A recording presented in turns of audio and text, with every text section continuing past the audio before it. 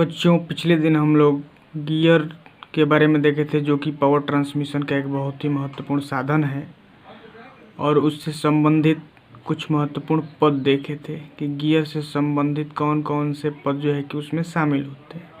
आज जो है कि उससे संबंधित कुछ गणनाएं करेंगे जो एग्ज़ाम के पॉइंट ऑफ व्यू से भी महत्वपूर्ण होते हैं।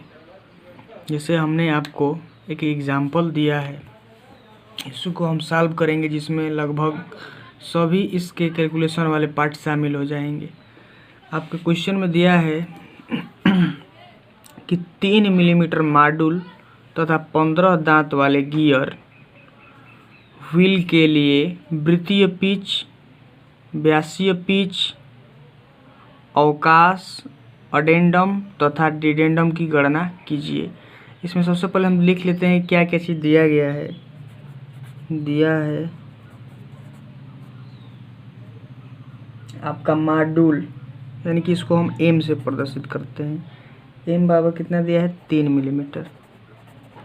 मॉड्यूल दिया है, आप लिख भी लो ना हो तो इसको मॉड्यूल, ये क्या है? ये मॉड्यूल को प्रदर्शित करता है। कितना है? 3 मिलीमीटर। ठीक।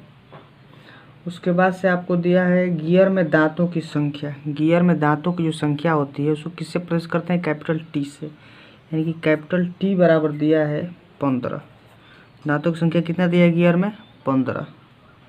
तो अब इस समय हम क्या करेंगे? पिच वृत्त का व्यास निकाल लेंगे सबसे पहले। तो पिच वृत्त का जो व्यास होता है, पिच वृत्त का व्यास, इसको हम कैपिटल डी से प्रदर्शित करते हैं।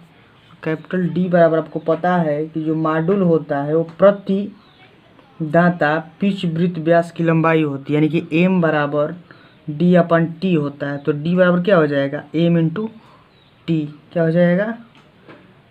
M into T. तो यहाँ से हम इसको हल करते हैं। एम का मान कितना दिया है? 3 गुणे ये 15, यानी कि 15 45। कितना हुआ? 45 मिलीमीटर। ठीक है। अब जो है कि हम बारी बारी से सबको ज्ञात करते हैं। जैसे इसमें दिया था, सबसे पहले क्या पूछा था? वृत्तीय पिच, यानी कि पीसी। पीसी बराबर क्या होता है? आपको पता है पीसी बराबर पाई डी बटा टी।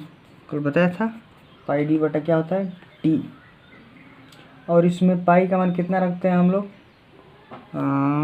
3.14 गुणे ये आपका डी का मान कितना है? 45 बटा टी का मान कितना है? 15। तो 15 45, 3 चौके 12 के 2 हासिल 1, 3 एकम 3 1 4, 3 4 तितरी के 9। यहाँ पर दशमलव लगा देंगे, 9.42 मिलीमीटर। ठीक है। दूसरा देखते हैं। दूसरा पूछा था व्यासीय पिच। व्यासीय पिच को हम बताए थे कैपिटल डीपी से प्रदर्शित करते हैं, और यानी कि डायमेट्रिकल पिच। और डायमेट्रिकल पिच बराबर क्या होता है? टी बटा डी।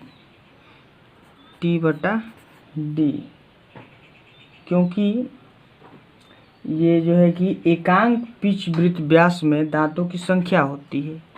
इसमें टी का मान कितना है? 15, और डी का मान कितना है? 45। तो 15 45। ठीक है। यानी कितना हो जाएगा? दशमलव करेंगे तो 0.33 mm। ठीक, mm करके। तीसरा क्या दिया था? तीसरा पूछा था आपका अवकाश। अडेंडम भी पूछा है, अडेंडम भी पूछा है, डिडेंडम भी पूछा है। तो इस समय अवकाश को ही मैं निकाल दूं तो अवकाश बराबर क्या होता है आपका? अवकाश बराबर डिडेंडम। डिडेंडम, लेकिन इसको पहले मैं निकालूंगा तभी सही रहेगा। ठीक है, निकाल ही लिया जाए। अवकाश को बाद में ज्ञात करूंगा। अडेंडम बराबर क्या होता है? अडेंडम को ए से प्रदर्शित करते हैं। अडेंडम ए बराबर होता है आपका पीसी, यानी कि पिच सर्कल बटा वृत्तीय पिच बटा पाई। वृत्तीय पिच का मान हम कितना निकाले हैं? 9.42। पूरे का बटा पाई का मान 3.14। और इससे भाग देने पर कितने में कटेगा? 3 चौके 12 के 2 हासिल 1, 3 कम 3 एक 4 3 बार में कट जाएगा। कितनी बार में कटेगा? 3 बार में। तो ये हो जाएगा आपका 3 mm। ठीक। अब जो है कि आपको मैं बता दूं 4 नंबर, ये अडेंडम था, ध्यान दीजिएगा। डिडेंडम हम निकालते हैं, डिडेंडम यानी कि बी। डिडेंडम बराबर क्या होता है? तो आपका वो आपको मैं पिछले दिन सूत्र बताया था 1.157 इंटू एम। एम क्या है इसमें? तो एम आपको मैं भी बताया क्या है? मॉड्यूल 1.15 इंटू 7 इंटू 3 गुणा करो।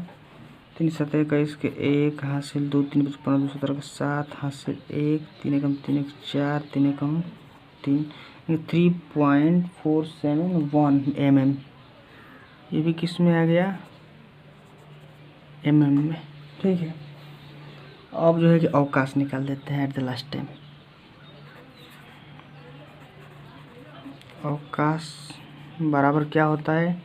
अवकाश बराबर डिडेंडम माइनस अडेंडम, यानी कि डिडेंडम का मान क्या होता है आपका? बी माइनस अडेंडम माने ए। तो बी का मान कितना है? 3.471 माइनस ए का मान कितना आया है?